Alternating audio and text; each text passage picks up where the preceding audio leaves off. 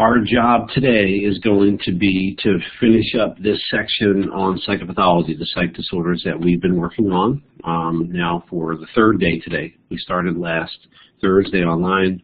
We did part 2 together on Tuesday face-to-face, and today we will make our way through the rest of it. The other announcements I have for you guys are that you will have the learning curve quizzes on psychopathology due Sunday night at 11. It would also be ideal if sometime between the end of the class session this morning and Tuesday's face-to-face class session, if you would review the recordings on Blackboard. So again, all you've got to do is click on the buttons on the left that say treatment part 1 lecture, treatment part 2 lecture, or you can go from the links within the announcement that's posted on Blackboard that was also sent to you as an email. I'm assuming you're going to do that between now and when we get together on Tuesday. On Tuesday, we will do social psychology part 1. Next Thursday online, we will do social psychology part 2. That's the end of the teaching part of my duties. And then the following Monday night, the 2nd of May at 11 is when you'll have the learning curves on chapters 14 and 15, treatment and social psych 2. And then we take test number 4 on Tuesday, May 3rd. And we will have that as, that's our final. It's not a cumulative final. It's just test 4. And as I said on Tuesday, no separate final during final exam week.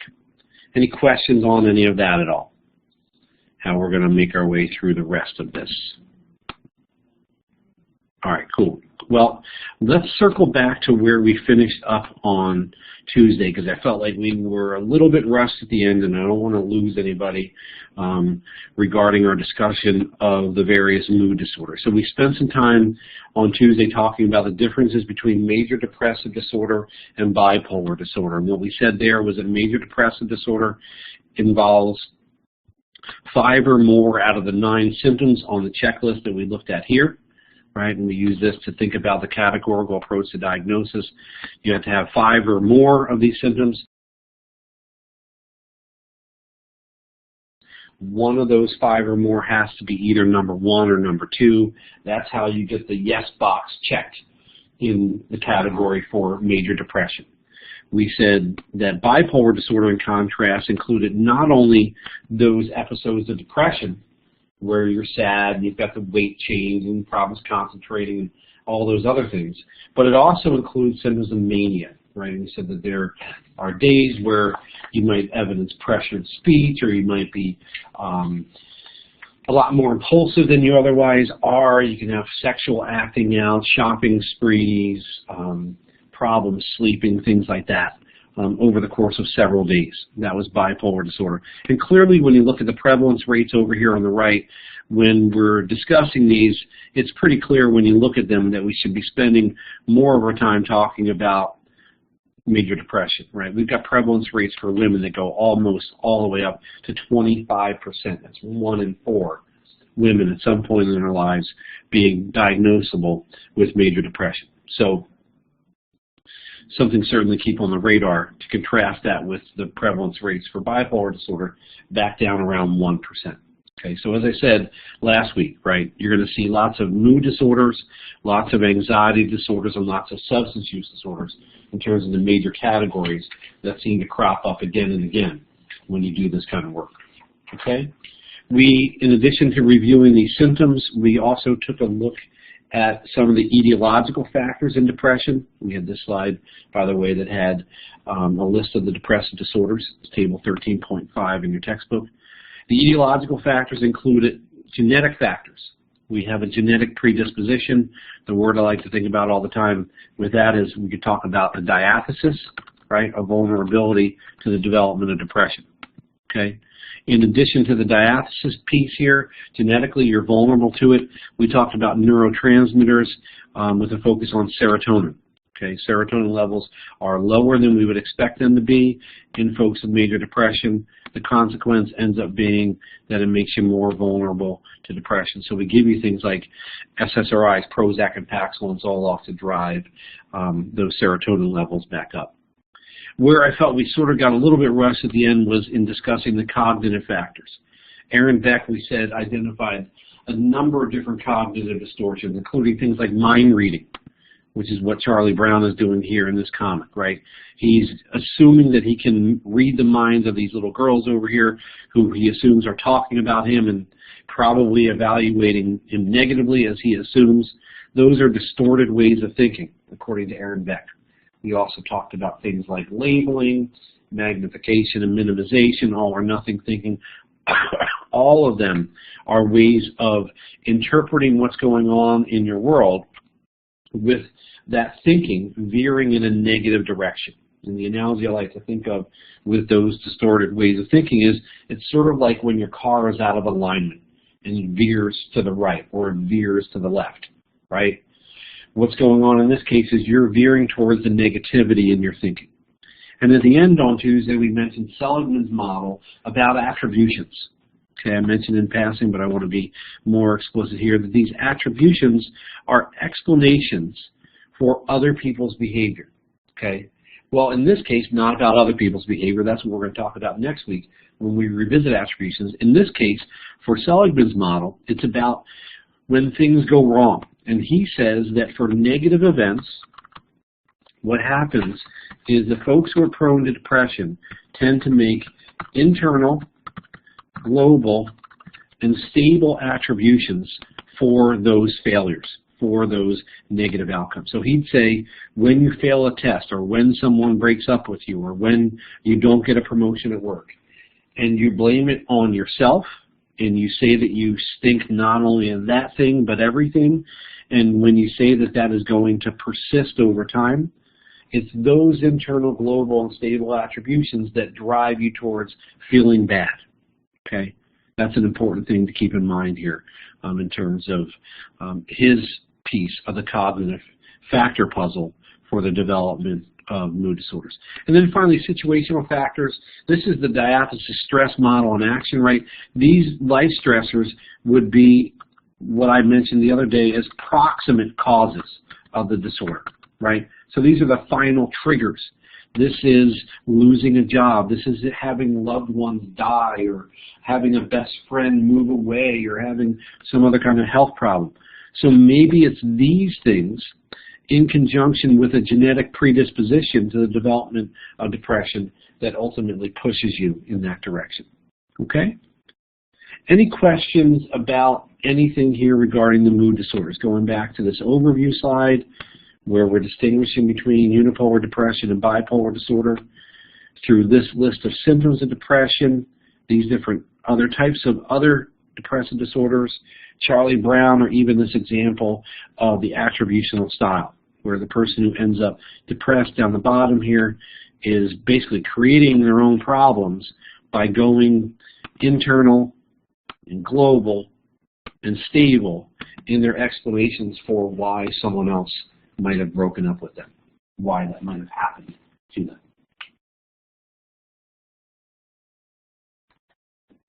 Everybody good? If you're good, tell me in the chat box so that I know that you're there and you're alive.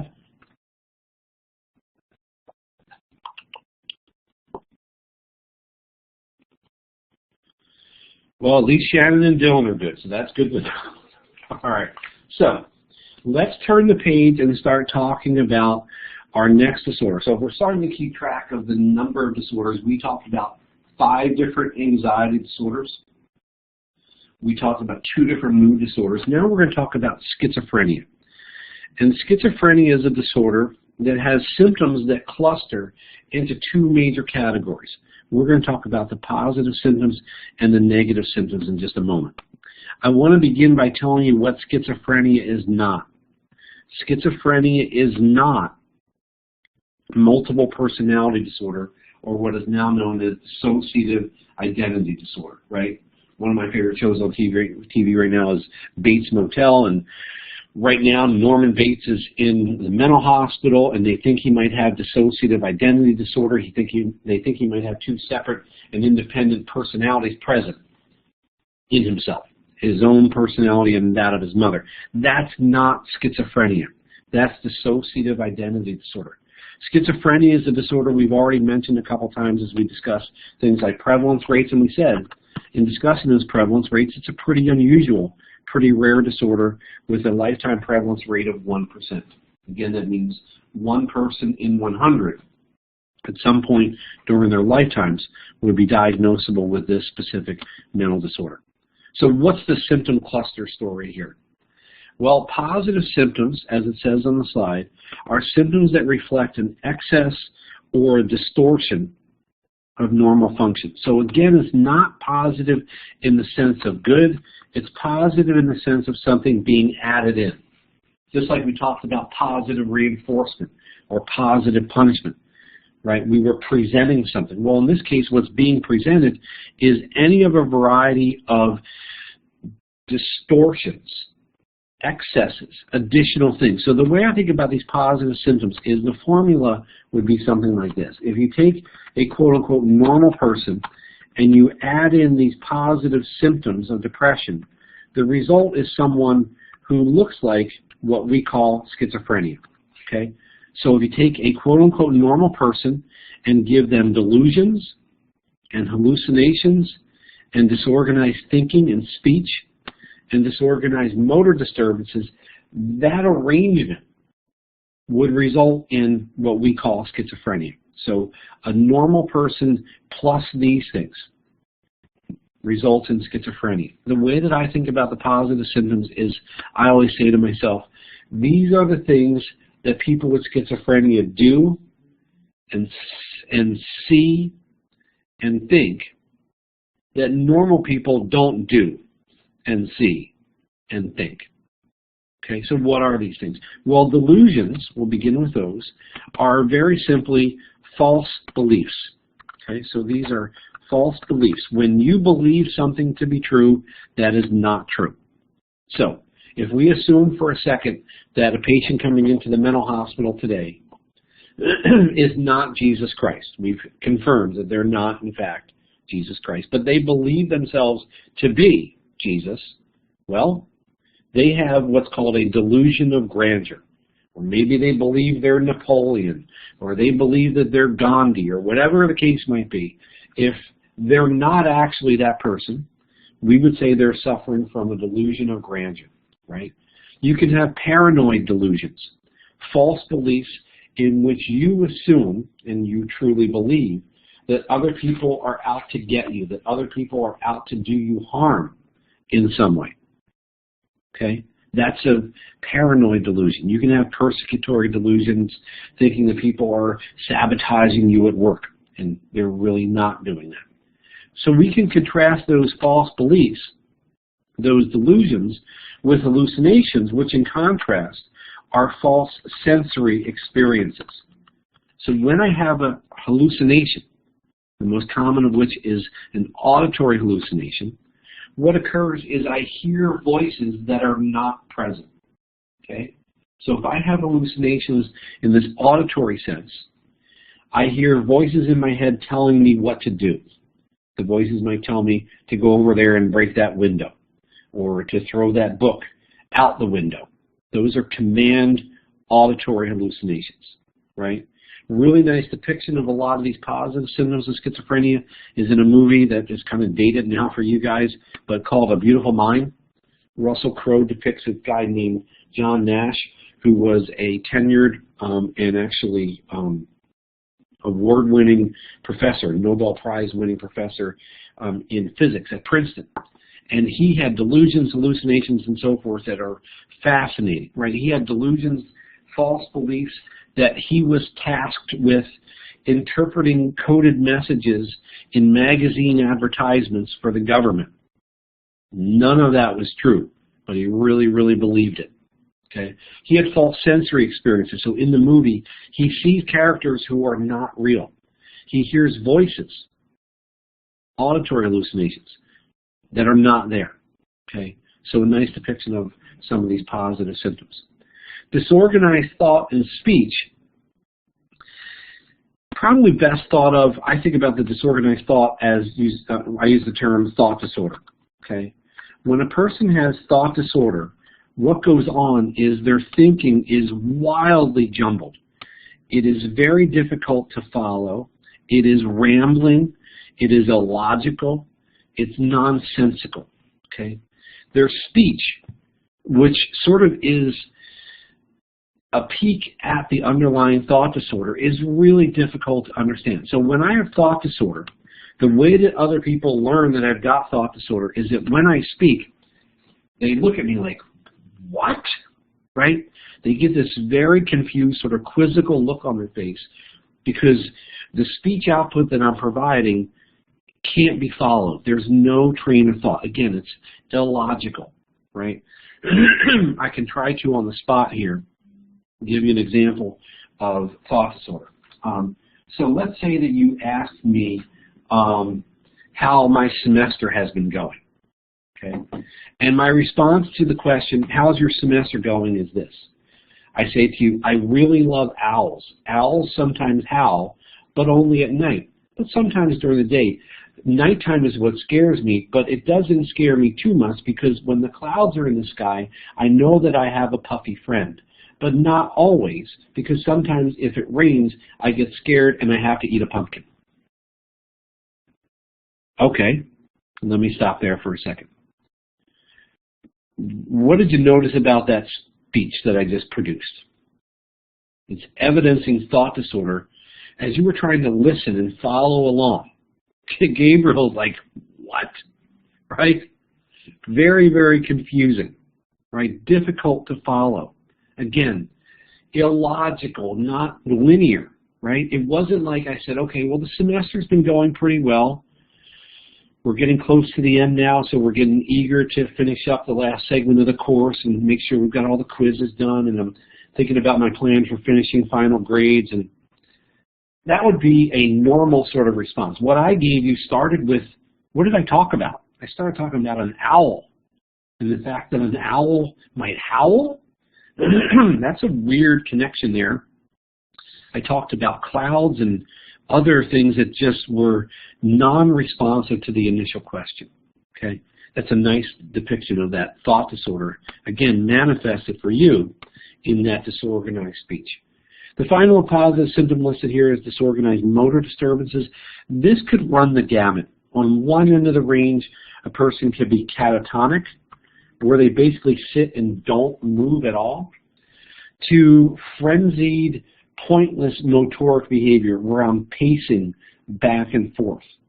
I remember a really nice depiction of this motor disturbance symptom in a video recording of a Grand Rounds interview with a patient with schizophrenia. It's a video from like the 1970s, and I'm picturing these horrible outfits and haircuts and so forth. And this guy, during the interview, sort of picture, or you could do it yourself right now, point your index finger down onto the top of your head.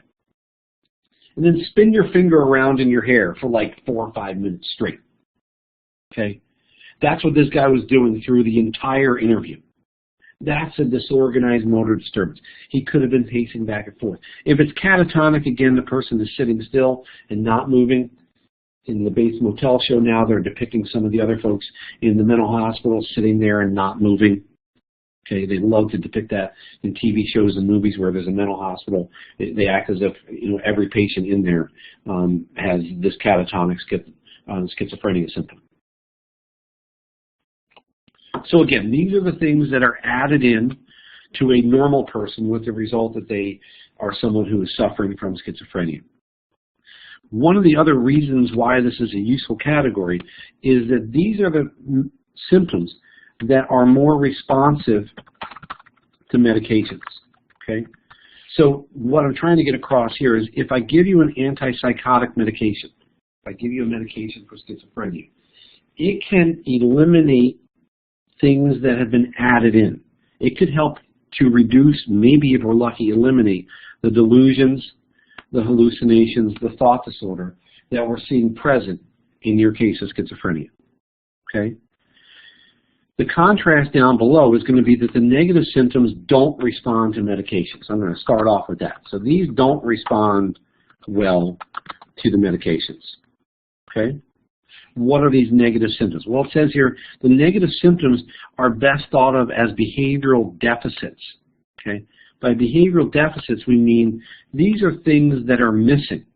So rather than something being present that's not usually present, these are things that are missing or things that have been subtracted out, right?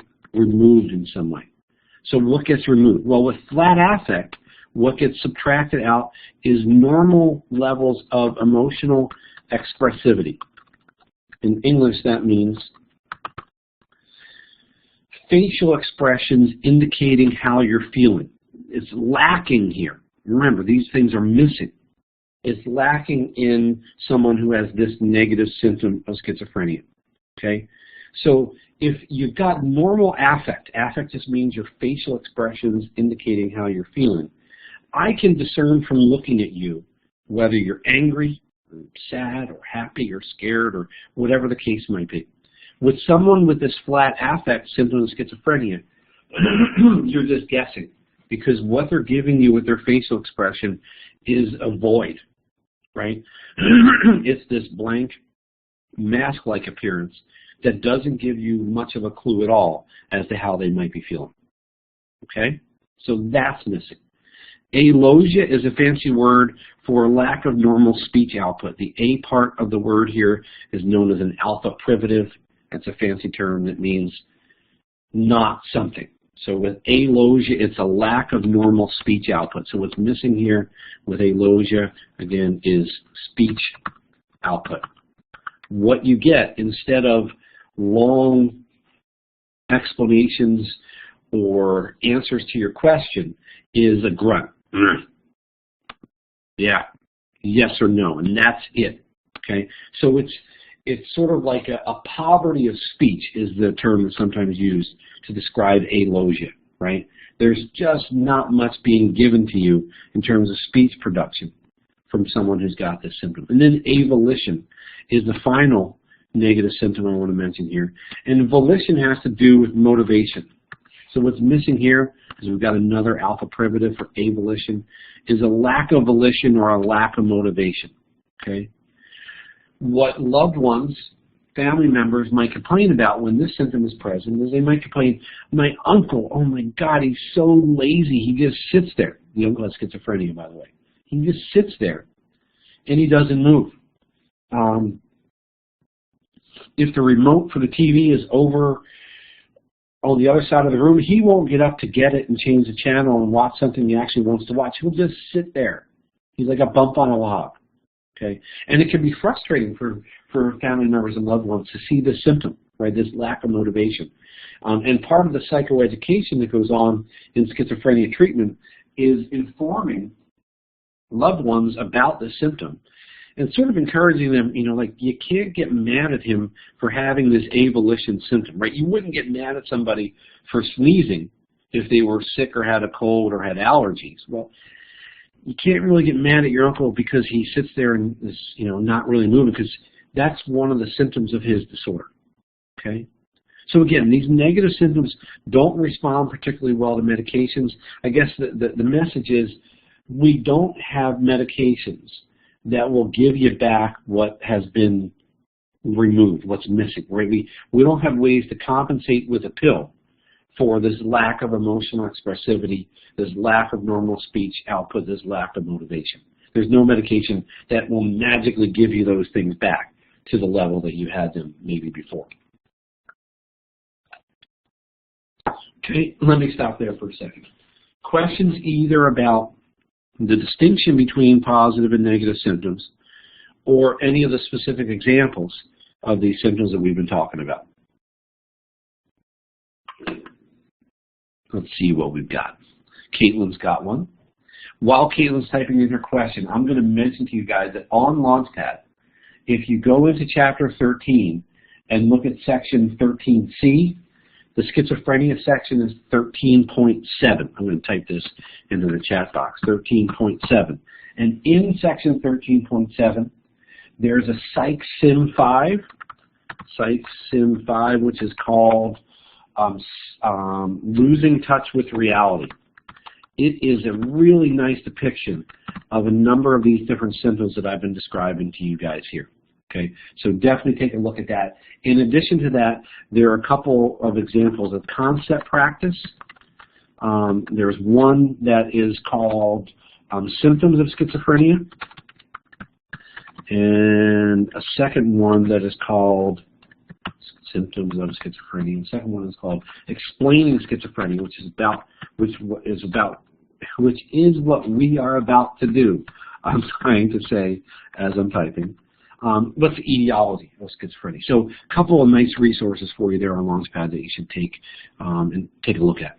Can you go through the catatonic and other type of motor disturbance again? Yeah. Catatonic means you're sitting still and you're not moving. The other type would, sometimes you'll hear it called hebephrenic. That's more than you need to know in terms of terminology. It's this frantic and pointless pacing back and forth. Sitting there and spinning my finger around in my hair, rocking back and forth, right? I'm doing this sort of pointless motor activity that's not gaining me anything, that's not accomplishing anything, but is part of that positive symptom cluster there. Does that make sense, Caitlin?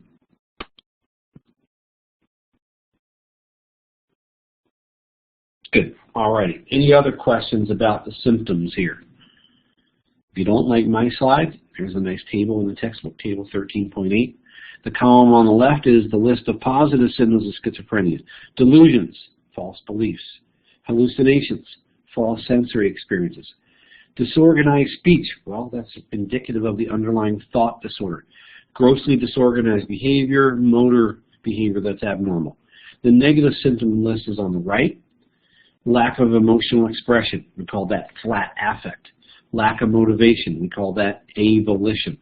Decreased speech production, we call that alosia.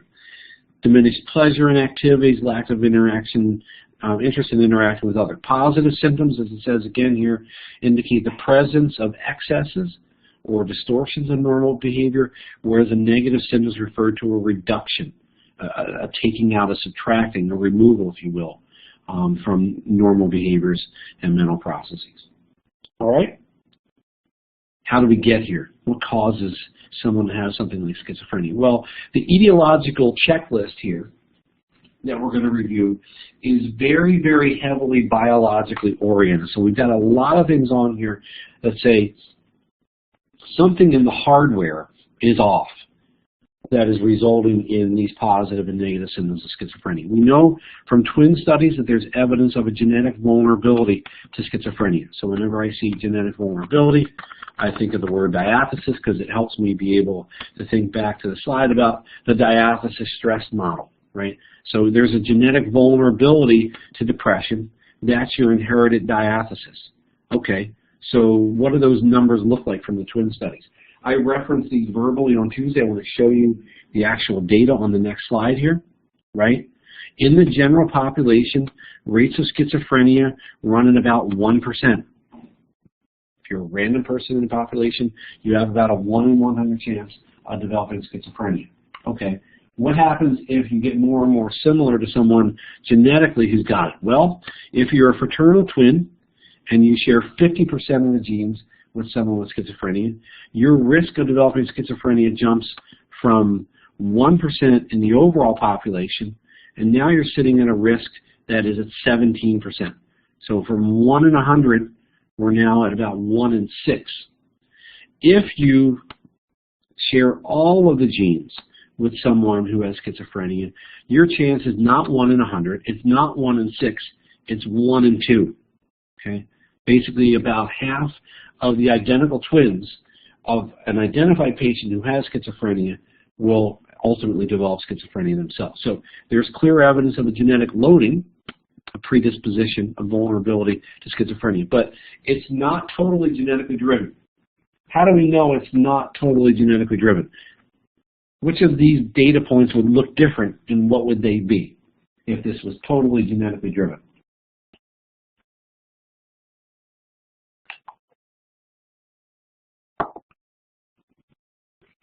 If this was a genetic dictate for schizophrenia, the identical twins would be 100. Yep. So Adrian's got it there. MZ twins would have a 100% chance. So it's not just genes, but certainly genes make you vulnerable to it. Neurochemically, if we want to talk about neurotransmitters, the chemical communicators between neurons, we could talk about dopamine, serotonin, glutamate. Let's just focus on dopamine. And the dopamine hypothesis for schizophrenia is basically that dopamine levels are too high. Around 1950, we discovered this wonder drug that worked incredibly well for people with schizophrenia. It was called Thorazine. It helped to minimize or sometimes eliminate positive symptoms like hallucinations and delusions. We said, what the heck is this doing at the cellular level? What it's doing at the cellular level is decreasing those dopamine levels that are too high. That's known as the dopamine hypothesis of schizophrenia. So we've got that as a factor. Structurally in the brain, there are a couple of areas that just look different in folks with schizophrenia versus people who don't have schizophrenia. Number one, there are fluid-filled cavities in your brain called ventricles. They're filled with this stuff called cerebrospinal fluid. And in folks with schizophrenia, those ventricles, those fluid-filled cavities, are noticeably larger. So here we've got a nice side-by-side set of MRI pictures of two identical twins. The twin on the left here does not have schizophrenia. The twin on the right does. What do you notice? Well, what you should notice is the ventricles over here in the middle of the brain are clearly larger than the ventricles over there. Okay? And basically the math here is the more and more you see an increase in ventricle size in this fluid-filled cavity, the less and less remaining brain volume you have, right? If you've got this fluid-filled sac in the brain that's bigger and bigger and bigger, and you've got a finite amount of brain volume in the head, well, the bigger that sac is, the less room there is for other brain areas. So there's a consequence of these enlarged ventricles in terms of overall brain volume outside of those ventricles. Okay? It's certainly a correlate of schizophrenia. To actually show that it causes schizophrenia, you guys know we'd have to do an experiment, right, where we randomly assign you to have enlarged ventricles or not. We'd have to look at schizophrenia rates in those two different groups. Obviously, that's an unethical study to run, but we do know that when you look at the brains of folks with schizophrenia, they look different. And one way that they look different is in those ventricles. A second way in which they look different is in the thalamus. The thalamus in folks with schizophrenia is both smaller and less metabolically active than it is in a quote-unquote normal person. Remind me what the thalamus does. Anybody remember from the bio section? And then we talked about it again in the sensation and perception section. The relay center, right, Jacqueline, for what? What is it relaying? I compared it to O'Hare Airport in Chicago. It was the relay center for, got it, Lindsay? I see that you're typing something. Sensory info. Thanks, Jose. Yes. Thanks, Lindsay, as well, right? Sensory info, everything other than smell. Interesting. Were any of the symptoms that we talked about on this slide related to sensory systems? What was going on here that had something to do with sensory experiences? We've got hallucinations, which we said were false sensory experiences. Oh, well, it's actually not incredibly surprising to see a relay center for sensory information being both smaller and then less metabolically active. Means that if we do an fMRI or a PET scan, it's not lighting up in the reds and oranges like we would expect it to. It's not as active as we would expect it to be. Finally, in terms of etiological factors in the development of schizophrenia, there is the neurodevelopmental hypothesis, which basically means brain building goes awry prenatally. So any disruptions in normal maturational processes of the brain, either prenatally or complications at birth, can elevate your risk for the development of schizophrenia. What am I getting at here? Well, in terms of disruptions in maturational processes, what you can see is higher rates of schizophrenia in individuals whose mothers, particularly for some reason during the second trimester, are exposed to severe viral infections. There's really fascinating data from Finland from about 40 or 50 years ago where they had a really significant outbreak of a virulent strain of the flu virus, and what they found was there were higher rates for all babies who were in utero at that time, but particularly for folks who were in the second trimester. Rates of schizophrenia were way higher than that 1% number that we've been talking about. If there's parental malnutrition, maybe there's a war or there's some kind of famine, okay, a lack of maternal good nutrition could represent a risk factor for the building of your brain here prenatally. Any obstetrical complications during delivery. A hypoxic episode that's driven by the umbilical cord getting wrapped around your shoulder. Any of those sorts of things would elevate your vulnerability to schizophrenia going forward.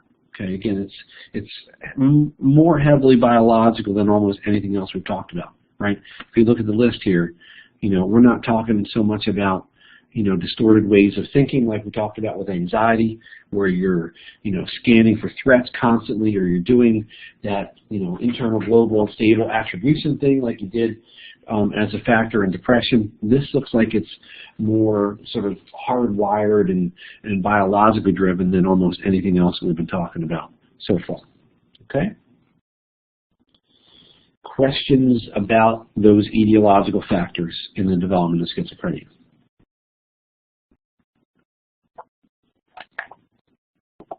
Okay, I've been doing a lot of talking. We're about halfway through, so as a halftime activity, what I'm going to do is toss out a question to you guys, a little polling question. Let me push the buttons on my end to make it so that you can answer A, B, C, or D. So you should now be able to do that. Take a shot at that question. I'll give you guys 40 or 50 seconds to do that, and I'll be right back. Thanks.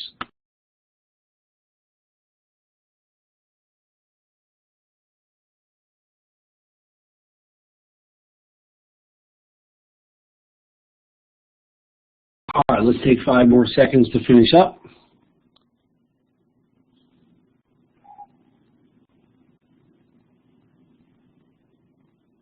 All right, let's take a look. Oh my goodness, 28 out of 29. Yeah, disorganized and fragmented thinking, right? That would be the thought disorder scenario that I had described earlier. Seems like you guys got that. Let's do another one. How about this one? Can you clear your answers? If you think that there are aliens in your attic, it's a blank. If you see them, it's a blank. Take a shot at that.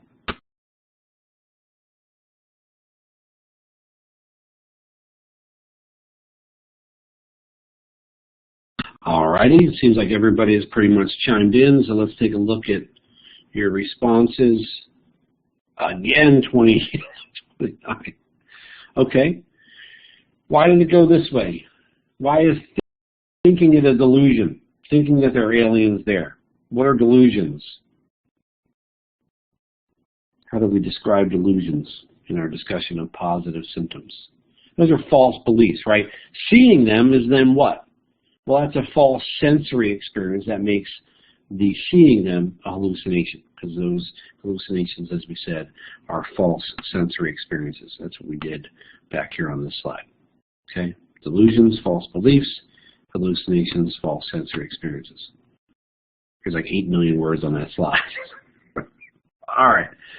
So now we're done with 5 anxiety disorders, 2 different mood disorders, major depression and bipolar disorder, schizophrenia. What are we going to add in here? We're going to add in here substance use disorders. And this is a really interesting section for me as an instructor, because here's the deal.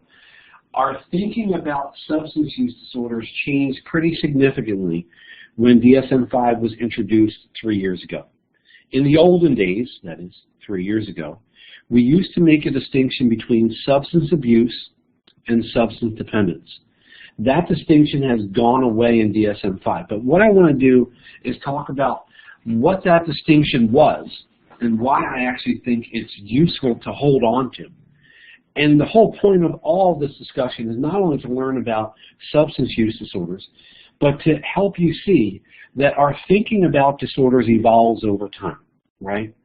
This stuff is not written in stone, but instead our thinking based on research that we do evolves over time, so that we try to have our diagnostic system represent the best of how we understand these disorders at a given point in time.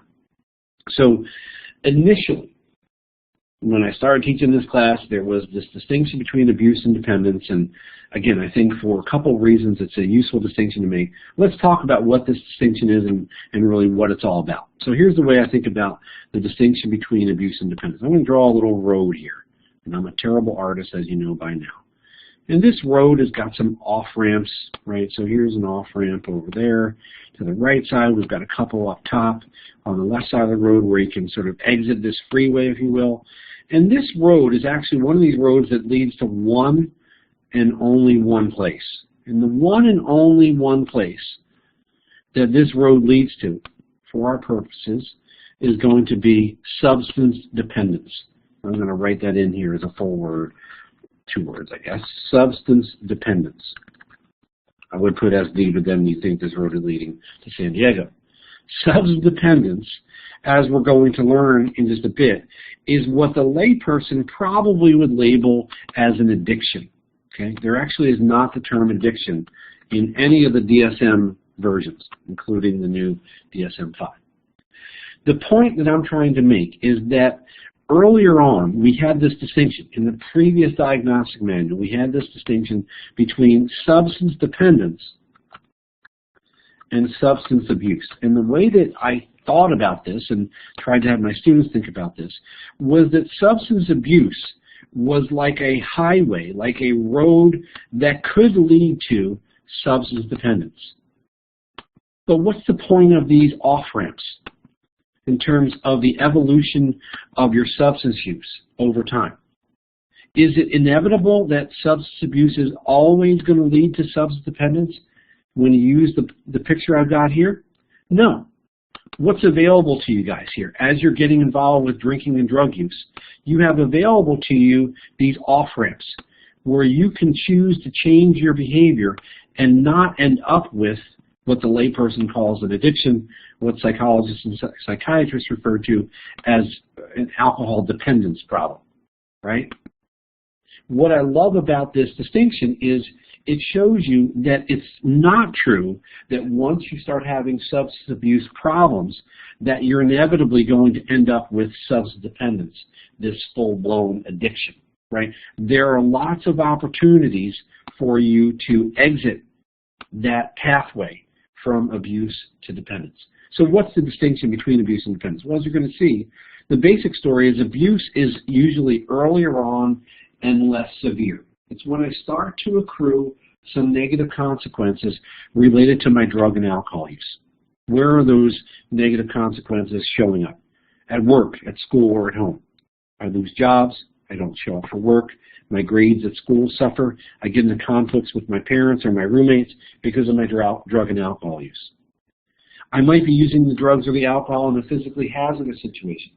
Or I might be getting to accrue legal problems, DUIs, drunken disorderly conduct, public intoxication, assault. And despite these problems that are either caused by or exacerbated by, fancy word of the day, which means made worse by the use, what's happening is I'm continuing to use. I know that it's not good for me. I know that it's making me have these big problems with my parents or with my roommates or with my boyfriend or girlfriend or whatever, but I'm not stopping, okay? My drinking is causing some pretty significant problems for me, but I'm not stopping.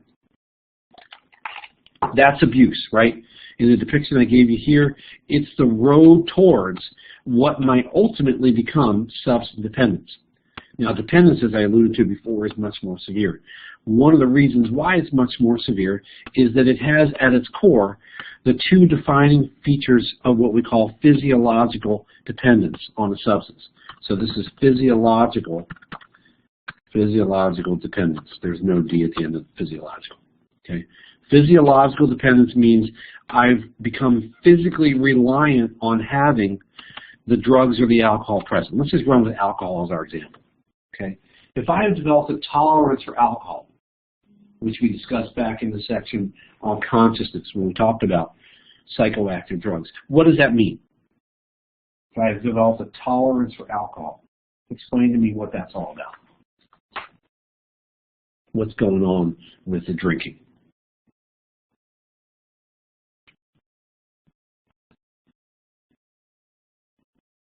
I need more than I used to before, right? It takes more to get drunk, basically, Gabriel. That's a nice summary, right? I used to get drunk when I drank 2 or 3 or 4 beers.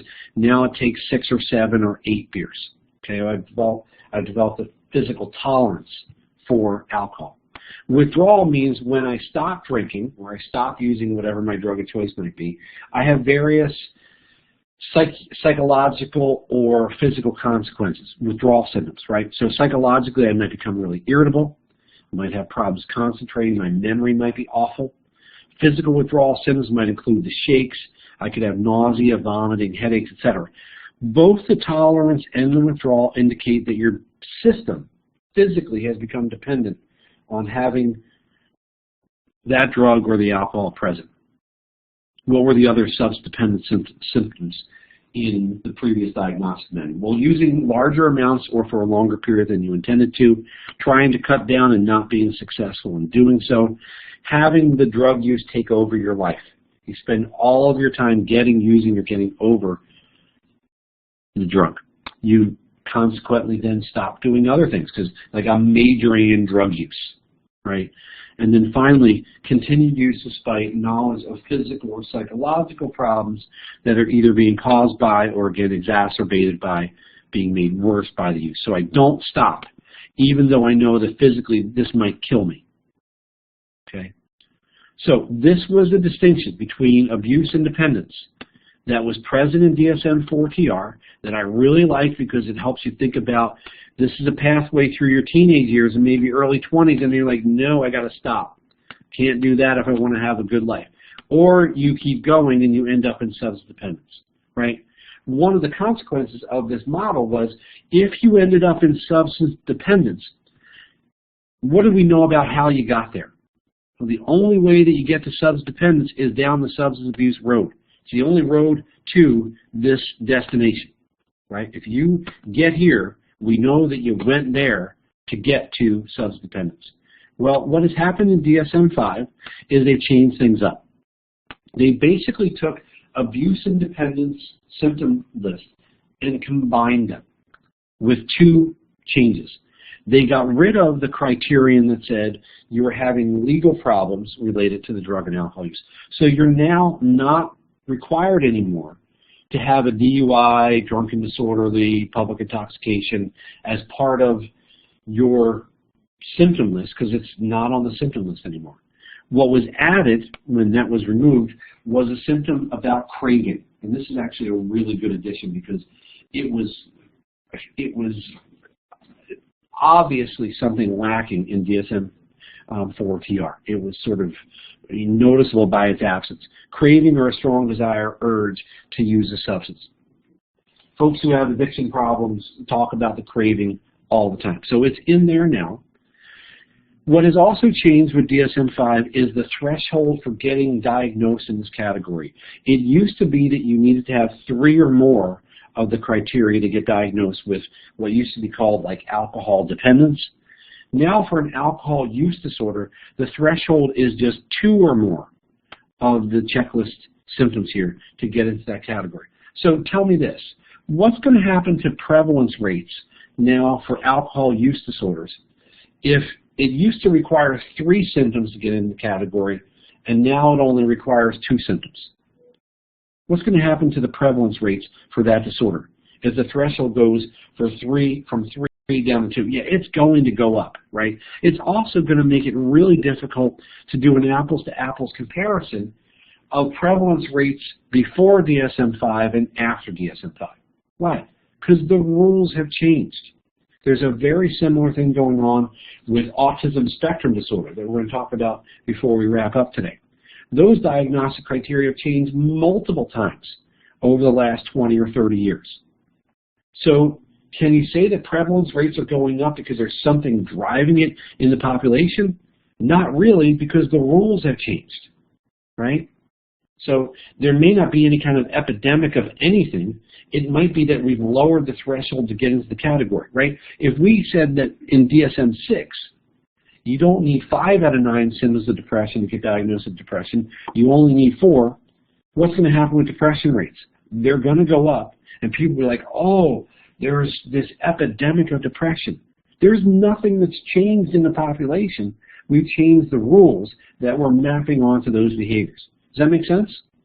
Tell me if you get the point there that I'm trying to drive across. right? You can get changes in the diagnostic rules in the DSM-5 that make it look like things are getting worse with things like substance use disorders or autism or ADHD or whatever. If the rules change for those categories and it gets easier to go into the category, it's going to make the prevalence rates go up. Okay. I've got some numbers for you. Again, you don't need to memorize these numbers. I just use them to comment on the fact that alcohol use disorders are the most common. The prevalence rates for men and women are flipped from the way that they were for depression. So where we had into the low 20s for women for depression, we have into the low 20s for alcohol use disorders for men. Okay. Stimulant numbers here nationally are, I know, significantly lower than those stimulant problems are in San Diego. I know from having worked in substance use treatment here in San Diego that the prevalence rate for, crystal methamphetamine problems is much higher than what we're seeing there. It's not, 1 or 2%. And that was the number one drug of choice, at least for the population I was working with up at the VA Medical Center. Almost everybody had crystal meth as one of their drugs of choice. Okay. Questions about the substance use disorders.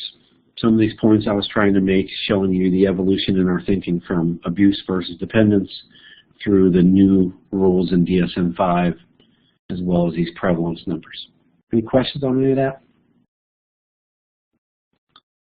Key point would be to remember, right, that what defines the really significant problems here, physiological dependence, is that combination of tolerance and withdrawal. When you've got those things going on, tolerance and withdrawal, now you've got something pretty serious happening with that substance use. All right? Cool. We've got about 20 minutes left or so, and I've only got 2 other disorders I want to mention to you guys. So we've now done 5 anxiety disorders, 2 mood, that's 7, schizophrenia is 8, substance use disorders, that's 9. So we do these last 2 disorders, we'll end up with 11 different disorders that we've discussed. And as you know, probably what I'm going to ask you to be able to do is recognize descriptions of the full-fledged disorder, or maybe specific symptoms that we'll talk about. So let's talk about some specific symptoms related to ADHD. So the first of the final 2 disorders I want to talk about is called attention deficit hyperactivity disorder, also known as ADHD.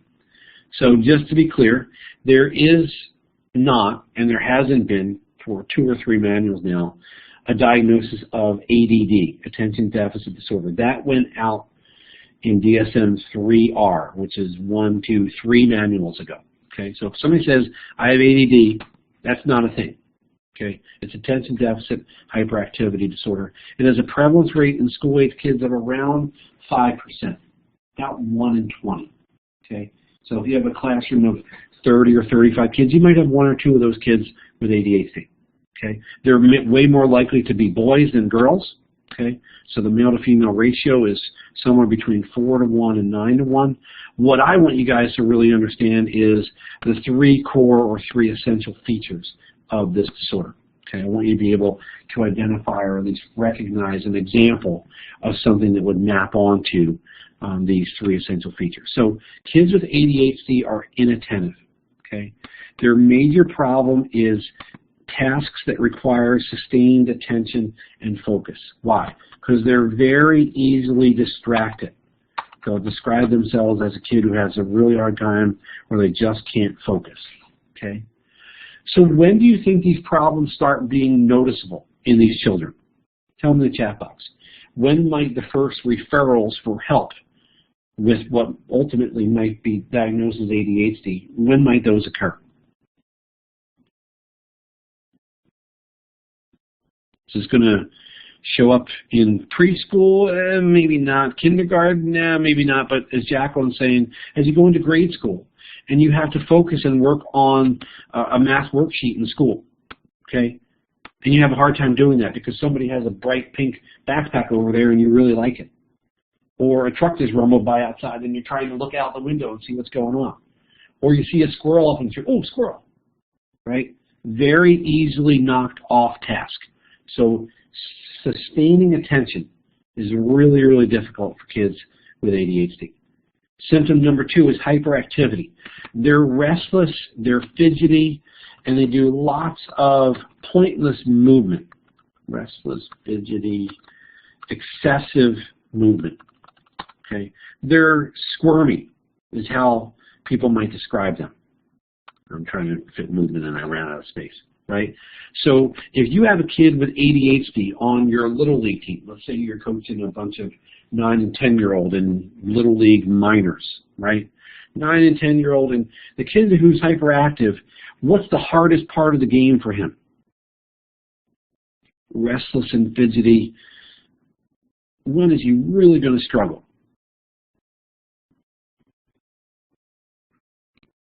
What's going to go on when his team is batting? He's going to bat one time out of probably 11 or 12 kids there. What's he supposed to do the rest of the time? Wait and do what? Sit on the bench and sit. These are going to be the kids climbing up the fence of the dugout, right? These are the kids who are going to be spinning around in the outfield, okay? Things like that. So lots of movement, but it's sort of pointless. It's this sort of excessive movement that's really not goal-directed in any way. What's impulsivity? Tell me in the chat box. If somebody's impulsive, what does that mean that they do? Or maybe an example of impulsive behavior.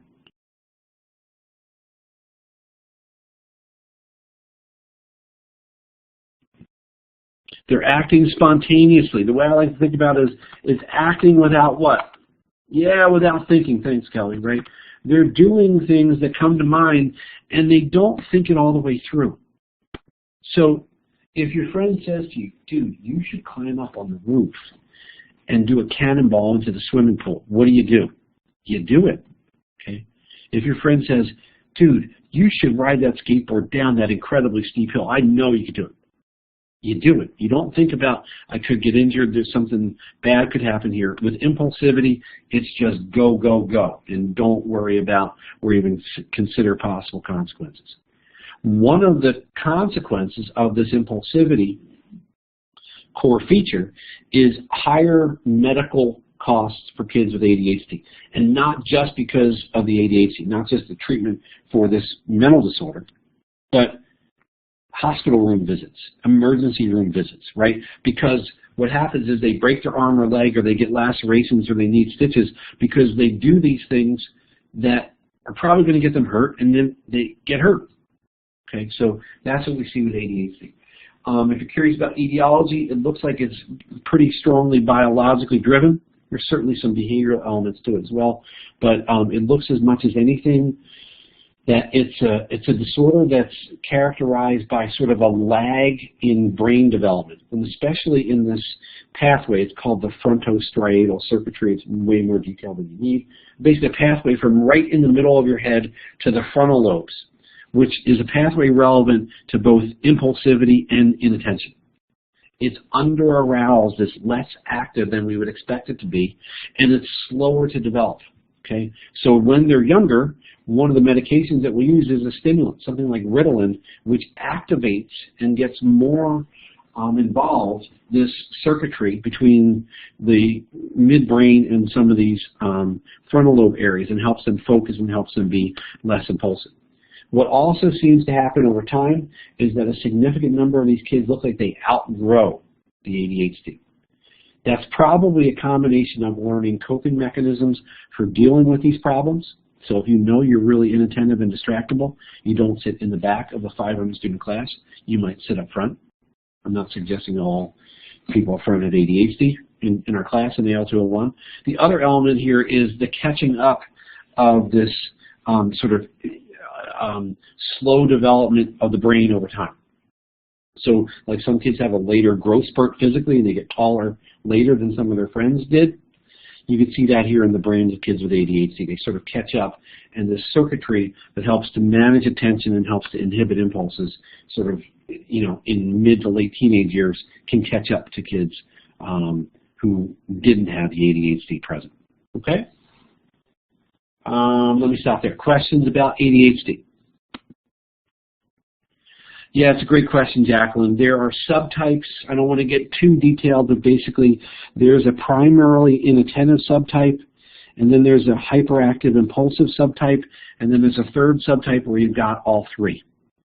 Okay, so this is one category, this is a second category, and then there's a third category where you've got them all.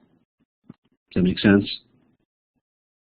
That's more detail than you need to know. If you're really into these childhood disorders, there's a great class in our department, Psych 333, which is developmental psychopathology. It's basically childhood disorders. And when I teach that course during the summer, we spend 2 or 3 full days talking about ADHD and all the stuff related to it. But those would be the subtypes there. All right, good. Any other questions? And by the way, the inattentive only subtype is actually an interesting category because that's one place where the gender differences don't appear. Okay, so in the sort of spacey, distracted, can't focus subtype, there's as many girls as boys there. But in the hyperactive impulsive and the type that's combined that's got all three, it's way more boys than girls. Kind of interesting to see that. All right, the final disorder I want to mention to you guys is called autism spectrum disorder. It's a new category in DSM-5, and as a consequence of that, prevalence rates are going to be really difficult to describe and talk about because these things have changed significantly. So here's the deal. In DSM-5, autism spectrum disorder is the combination of what was actually 5 different disorders in DSM-4-TR. You don't need to know all these names, but in DSM-4-TR, the previous manual, there's a category called pervasive developmental disorders. That's where this set of disorders resided. One disorder was called autistic disorder. A second disorder was something called Asperger's disorder, which I need to type on the side because when I say it, you guys might think I'm saying Asperger, and I'm not saying Asperger. I'm saying Asperger. So Asperger's was the second diagnostic category in the previous manual. There was something called rest disorder. There was something called, believe it or not, childhood disintegrative disorder. And there was a final category called pervasive developmental disorder not otherwise specified. Oh my God. What happened was all of them got rolled together here in DSM-5 into this autism spectrum disorder category. So the autism speaks folks like to talk about it's a 1 in 65 prevalence. I don't know, if that's necessarily spot on in terms of prevalence, and we certainly don't know that these disorders are some kind of an epidemic versus 20 or 30 years ago, because the diagnostic systems and the diagnostic criteria have changed significantly in the last 30 years. So when somebody talks about an autism epidemic, it's hard to say that these numbers are shooting up because the rules have changed over time. Kind of like what we talked about before regarding how things are changing with the substance use disorder category. This is a disorder, autism spectrum disorder, that has an onset very, very early on. And it's a spectrum disorder because there is lots of within-group heterogeneity. There's lots of variability. That is, kids with autism spectrum disorder can be at very, very different levels of functioning. What we notice, first of all, prior to age 3, typically by moms and dads, is a lack of normal verbal communication skills. Basically, what you see is language development lags. Okay, language development lags significantly, so that at age 3 or age 4 or age 5, when we would expect a child to have thousands of words in their vocabulary, a kid with autism spectrum disorder might have 4 or 5 or 6. Okay, there are nonverbal communication deficits where the child doesn't make eye contact, okay, doesn't join you in what we call shared attention tasks. So if you were to sit down with a child with autism spectrum disorder, if they're fairly severe in their impairment, when you tried to read a book with them, they wouldn't follow along and look at the book with you. Okay. In terms of other aspects of this nonverbal social communication, referential pointing, which means pointing at something. Oh, look at that tree over there. Okay. Well, it's you're supposed to look at where my finger is pointing, almost like there's a laser coming out of the end of my finger. I'm looking at that tree. Kids with autism spectrum disorder may not do that. They may not understand referential pointing. They may not be looking anywhere near where you're pointing. Their social interaction is impaired. They're unaware of others. probably the best word I've heard to describe this, is that in social situations, they can look like they're oblivious to their social environment. Okay? They're oblivious to their social environment. So they're at a playground where a bunch of kids are running around and playing maybe a game of tag or doing some activity together, and they're off on their own, sitting and sort of pouring piles of wood chips through their hands. They're detached in that way. And not because they're shy or socially anxious, because they're just sort of disconnected from the social environment. The other major domain where we see problems is in their behaviors, interests, and activities. So a restricted set of behaviors, repetitive behaviors, sort of ritualistic, almost looking like some of the compulsions we'll see in OCD, right? So really interested in building and rebuilding this puzzle or this Lego or doing this set of math problems, but not interested in anything else, okay? Restricted range of activities. I'm really interested in these three things here, or this one thing here, but really not much else. With some of these behaviors and interests, you could see what we refer to as splinter skills, where the child with autistic spectrum disorder, sometimes if they're higher functioning, sometimes even if they're lower functioning, might have amazing skills in some little area. It's this island of incredible capacities in a sea of massive deficits, where they can do incredible stuff with math computations, or with music, or with memory, or whatever the case might be. But they can't carry on a conversation. They can't look you in the eye and discuss what they were doing today.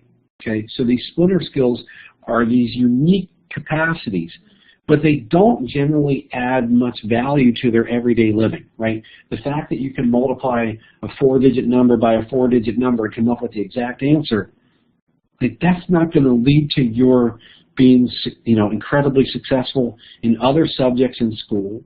It's not going to help you with social skills and meeting and interacting with other kids and so forth.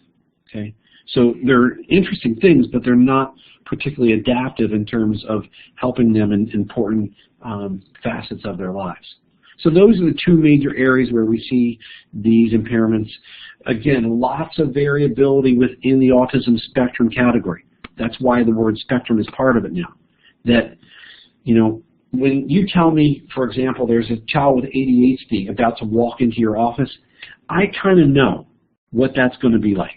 They're going to be inattentive, hyperactive, and impulsive. There's some within group variability there. But if you tell me I've got a child with autism spectrum disorder, they might walk in and have no words at all.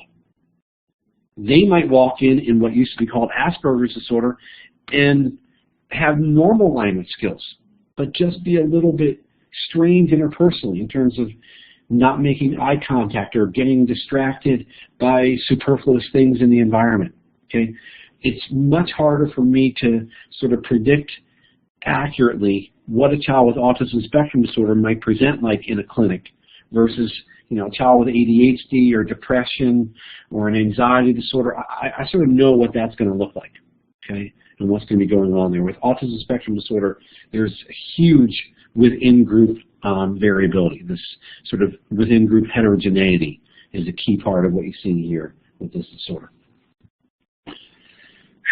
All right, I'm almost at 150 minutes total of talking, so let me be quiet for a minute. Questions about either of these two childhood disorders? Is there something you wanted to hear more about that I didn't mention? Yeah, go ahead, Lindsay.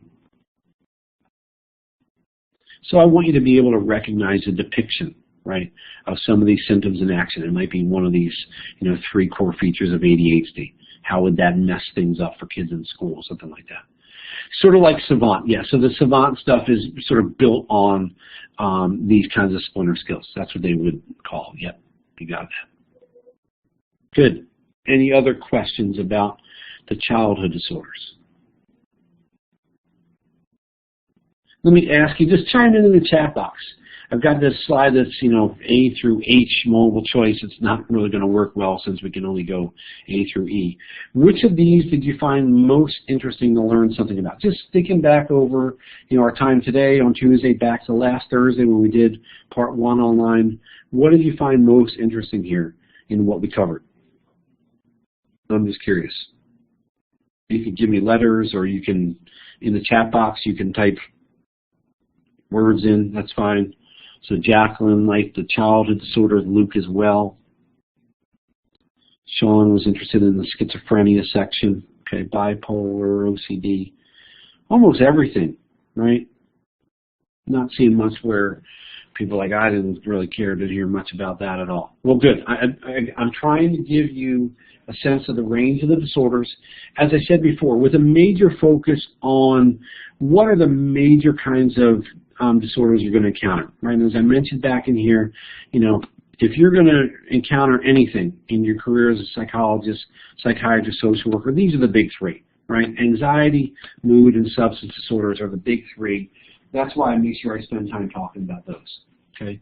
There are other really interesting disorders, and if you take abnormal psych, you take 350, you take 333, the developmental psychopathology class, you can dig deeper into some of those other things. I want to give you guys this, you know, solid background on the basics of the major categories, and then leave those other courses to kind of fill in some of the blanks and the details of those disorders, as well as give you information about maybe some things that we did not talk about.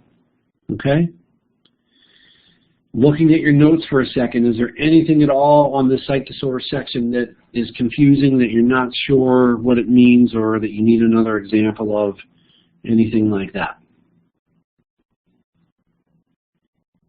All right, let me ask you, what are you supposed to do if you haven't already done so between now and Tuesday morning?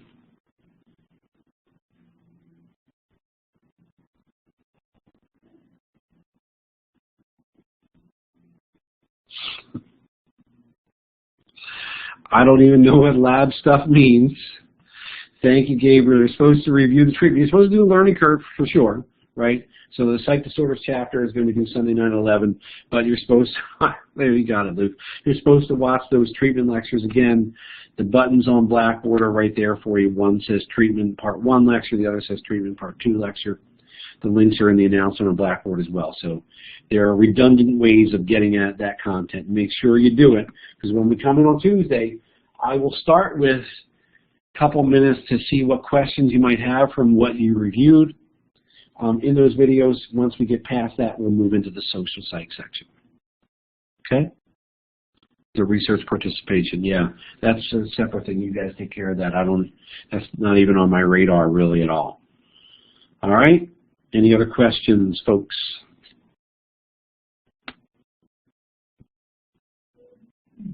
Awesome. Well, thanks for being here. I appreciate your live attendance. We're going to wrap up the recording for now, so don't forget to X out so we can get the recording available to your classmates.